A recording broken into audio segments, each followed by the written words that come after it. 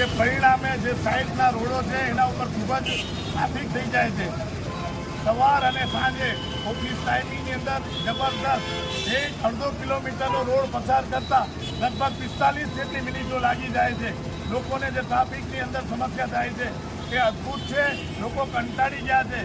આજે હોસ્પિટલો આવેલી છે, હોસ્પિટલોની અંદર જ્યારે એમ્બ્યુલન્સને જવું હોય ત્યારે આ ટ્રાફિકની અંદર સટકી જાય છે। એને કારણે મામૂલી જિંદગીઓ ગુમાવાઈ રહી છે, માટે આ તકલીફ છે। એટલે આ પ્રશ્ન માત્ર ટ્રાફિકનો નથી, પણ ટ્રાફિકમાં અટવાતી એમ્બ્યુલન્સને કારણે અને એના કારણે જીવમાં જોખમ મુકાતા લોકોની માટે આ અવાજ ઉપાડવામાં આવ્યો છે। જો તાત્કાલિક આ પુલ ખુલ્લું નહીં કરો, આગામી શું લડત રહેશે?